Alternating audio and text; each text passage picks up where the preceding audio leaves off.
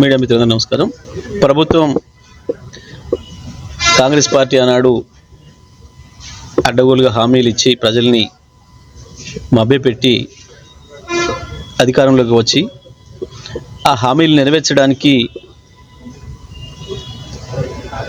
చేతగాక అయోమయంలో పడి దాంట్లో నుంచి తప్పించుకోవడానికి ఒక ప్రయత్నం చేస్తూ ఓ ప్రజాపాలనని పేరు పెట్టుకొని ప్రజల్ని మోసం చేసే ప్రయత్నం చేస్తున్నారు. వాస్తవానికి మేము గతంలో ఏ పథకాలు అమలు చేసినా మేము ఇట్లా వచ్చి మాకు అప్లికేషన్లు ఇవ్వండి అని అడగలేదు, బ్రోకర్లను దళారులను పెట్టలేదు. నేరుగా అందరిని కూడా ఆన్లైన్ వాళ్ళని అప్లై చేసుకోమని చెప్పినాం. ఈ సేవలలో మీ సేవలలో ఎక్కడికక్కడ గ్రామాలలో అవి పెన్షన్లైనా ఇంకోటైనా ప్రత్యక్షంగా వాళ్ళ అకౌంట్లలోకి పోయేటట్టు చేసినాం. రైతు బంధు ఇస్తే కూడా చక్కగా వాళ్ళ అకౌంట్లోకి పంపినాం తప్ప ఉత్తమ్ కుమార్ రెడ్డినో వెంకరెడ్డినో జానరెడ్డినో వచ్చి అప్లికేషన్ పెట్టుకోండి అని చెప్పలేదు. మేము ఆ అప్లికేషన్లలో కూడా పూర్తి అసంబద్ధంగా ఉన్నది. మొత్తం కౌలు రైతుని పెట్టిండ్రు. కౌలు రైతును పట్టాదారు పాస్బుక్ నెంబర్ అడుగుతున్నారు. ఏ రైతు కూడా తన పట్టాదారు పాస్బుక్ తీసుకుపోయి కౌలు రైతుకి ఇయ్యాడు. మీరు ఇటువంటి అన్ని దొంగ పనులు చేసిన గతంలో అని చెప్పి మేము ఆ అవకాశం లేకుండా చేసినాం. ఒకరి భూమి ఒకటి మీద రాసి నాశనం చేసిపోయింది మీరు. ఆ రోజు ప్రజానికాన్ని మీరు పెట్టిన వ్యవస్థలు ఆ పీడ నుంచి విముక్తి చేయడం కొరకే మేము దాన్ని తీసుకొచ్చినాం. బ్రహ్మాండంగా రైతులకు రక్షణ కల్పించడం, వాళ్ళ భూమికి హక్కులు, రైతు తన సంతకం పెడితే తప్ప, తన చేతి ఏలి ముద్ర వేస్తే తప్ప ఇంకోటి ఎవడు కూడా దాంట్లో చేపెట్టడానికి కానీ పట్టాను మార్చడానికి కానీ అవకాశం లేకుండా చేసినాం మేము. కానీ వాళ్ళు మీరు మళ్ళీ రైతుల్ని అయోమయంలో పడేసే పరిస్థితి తీసుకొస్తున్నారు. ఇప్పటికే ఉద్యమకారుల విషయంలో మోసం చేస్తూ ఎఫ్ఐఆర్లు, జైలు ఎన్ని రోజులు ఉన్నారు, చచ్చిపోయిన సంబంధించిన ఎఫ్ఐఆర్లు. ఆ రోజు మీరే మోసం చేసి మీ పోలీస్ అవ్వాలా మీ ప్రభుత్వం ఎఫ్ఐఆర్ చేయనీయకుండా చేసింది ఉద్యమకారులకు సంబంధించి.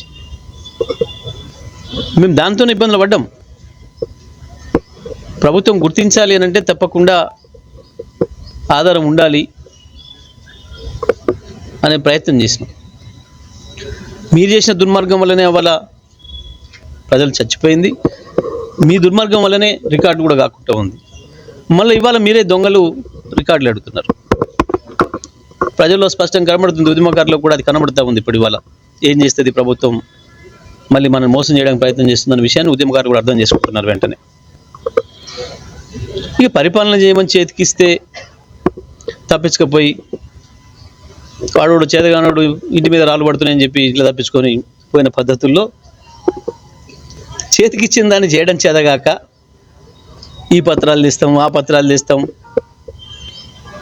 ఒక్క పత్రానికే ఆగమాగమైనరు, తోక ముడిచిండ్రు. మీరు రాసుకున్న పత్రం మీకే అర్థం కాలే. ఒక మంత్రి ఒకటి, ఇంకొక మంత్రి ఇంకొకటి, నోటికి వచ్చిన పద్ధతుల్లో అది ఒక అసెంబ్లీ అని కూడా సోయి లేకుండా మాట్లాడినరు. ప్రజల ముందట పలసనైనరు. తెలంగాణ ప్రజలకు మీరు ఏదైతే హామీలు ఇచ్చిండ్రో, గ్యారంటీలు ఇచ్చిండ్రో, వాటికి సంబంధించి పథకాలు పెట్టమని ప్రజలు అడిగితే దాంట్లో నుంచి తప్పించుకోవడానికి ఏందో పత్రాలు ఇస్తామని చెప్పేసి పోతున్నారు. మీ పత్రాల డ్రామాలు ఎక్కువ కాలం సాగవు. తెలంగాణ ప్రజలు అప్పుడే అర్థం చేసుకుంటున్నారు, తెలుసుకుంటున్నారు, జరిగిపోయిన మోసాన్ని గుర్తిస్తున్నారు. ప్రజలేం వదిలిపెట్టారు మిమ్మల్ని. మీరేందో పిచ్చికలలు అంటున్నారు, ఏందో పత్రాలు తీసుకొని మా వెనకాల పెడతామని చెప్పి. ఏమి చేయరు, ప్రజలు మీ వెనకాల పడతారు. నోటుకు వచ్చినట్టు వాగితే ప్రజలు ఊరుకోరు. చేయండి, దమ్ముంటే నల్గొండ జిల్లాను మేము చేసిన దాంట్లో 10% చేయండి. 60 ఏళ్ళు మీరు నాశనం చేసిపోయిన ఈ జిల్లాను వ్యవసాయ రంగంలో ఎట్లా నెంబర్ 1 చేసినామో, భారతదేశంలోనే ఒక నెంబర్ 1 జిల్లాగా చేసినామో వ్యవసాయ ఉత్పత్తిలో, చేయండి. మీకు దమ్ముంటే ఇంకేం చేస్తారో కొత్తగా మేము సాగులోకి తెచ్చినంత భూమిని కనీసం సాగు చేయిస్తే చాలు మీ మొక్కలకి. మేము సాగులోకి తెచ్చిన భూమిని మీరు కొనసాగిస్తే చాలు. మీరు పెట్టిపోయిందే కదా దొంగ టెక్నాలజీ ఎస్ఎల్బిసికి చేయండి. మీ నాయకుడు పెట్టిపోయిందే బువా చేయాలి. ఇప్పుడు ఇద్దరు మంత్రులు, నేను ఒక్కనే అన్నాడు 10 ఏళ్ళు, మీరిద్దరు. మా హయాంలో జరిగిన అభివృద్ధితో ఇక మీరు ఎంత చేస్తున్నారో చూస్తే నల్గొండ జిల్లా ప్రజలు కూడా తేడా గమనిస్తారు. చెత్తవాగుడు సొలువాగుడు కాదు, పని చేసి చూపించాలి. మేము ఎప్పుడు సిద్ధంగానే ఉన్నాం. 60 ఏళ్ళ మీ నిర్వాహకం ఏందో 10 ఏళ్లలోనే రైతాంగం ఎట్లా సంతోషంగా ముందుకు వచ్చి ఉన్నారో, వ్యవసాయం ఎట్లా జరిగిందో ఈ జిల్లాలో, ఇక ఇప్పుడు మీరు పెట్టే వార్తలు ఏందో అన్నీ కూడా తెలుస్తాయి. చేదగాక పారిపోయి తప్పించుకొని 9వ తారీఖు కదా మీరు చెప్పింది డేటు మీ ముఖ్యమంత్రి గారు. రైతులారా ఎవరైనా తెచ్చుకోకపోతే ఇప్పుడే వెళ్ళి తెచ్చుకోండి అర్జెంటుగా 2 లక్షల లోను. 9 నాడు వచ్చి తీసుకపోండి. కోస్తారు కదా కోతలు. 9వ తారీఖు నాడు కాదు 4వ తారీఖు నాడే ఇస్తాం రైతు బంధు. 15,000తో ఇస్తాం చెప్తారు కదా. 500 బోనస్ కల్పిస్తాం. కలపాలి, ఇవ్వాలి. ఇవ్వకపోతే ఊరుకోరు ప్రజలు.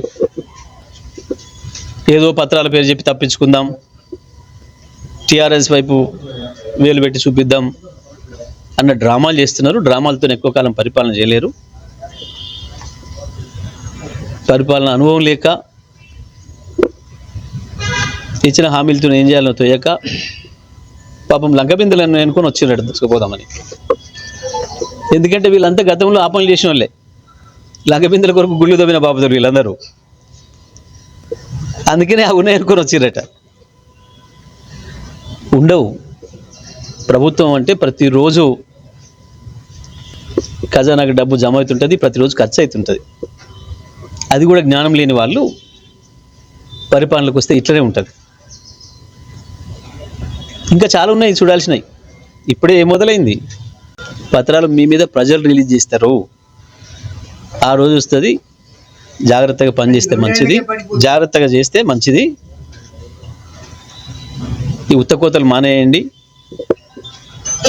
10 ఏళ్ళు కోసి కోసి కోసి వచ్చిండ్రు, ప్రజల్ని మోసం చేయగలిగినారు ఒకసారికి. ఇక ఇప్పుడు ఇంకా కూడా అయ్యే కోతలతో కాలం గడుపుకుంటే కాదు, చూపించాలి. మాకంటే బాగా చేసి చూపించాలి. సంతోషం చేస్తే మేము కూడా సంతోషం స్వాగతిస్తాం. అప్పులు లేకుండా 24 గంటల విద్యుత్ ఇచ్చి, అప్పులు లేకుండా మిగతా ప్రాజెక్టులు పూర్తి చేసి, అప్పులు లేకుండానే అన్నీ చేస్తామని మీరు ఏదైతే ప్రగల్భాలు పలికినరో, తప్పకుండా నేను ప్రగల్భాలు అంటున్నాం సాధ్యం కాదు కాబట్టి మీరు చేసి చూపిస్తే మేము కూడా ఒప్పుకుంటాం, అంగీకరిస్తాం. అందులో సందేహం లేదు. మీరు ఆ రకంగా అప్పే లేకుండా ఇవన్నీ కనుక చేస్తే మేము కూడా మీ నాయకత్వాన్ని అంగీకరిస్తాం తప్పకుండా. ఎందుకంటే మాకు తెలియంది మీరు చేసి చూపించారు కాబట్టి ఒక మాకే కాదు ఈ ప్రపంచానికి ఆదర్శం అవుతారు. ఎందుకంటే పాపం తెలియక అమెరికాలు, జపాన్లు తెలివితే ఒక అప్పులు చేస్తున్నాయి కదా. భారతదేశం మీ నాయకత్వంలో, మీ ఇంద్రమ్మ నాయకత్వం నుంచి మొదలు పెడితే ఇప్పటి వరకు అప్లై చేస్తూ వచ్చింది. మరి వీళ్ళందరూ తెలియక పాపం ఈ పరిపాలకులందరూ అప్పులు చేసిండ్రు. మీరు వచ్చిరు గొప్ప మేధావులు, అనుభవజ్ఞులు. అప్పులు లేకుండా చేసి చూపిస్తే సంతోషమే.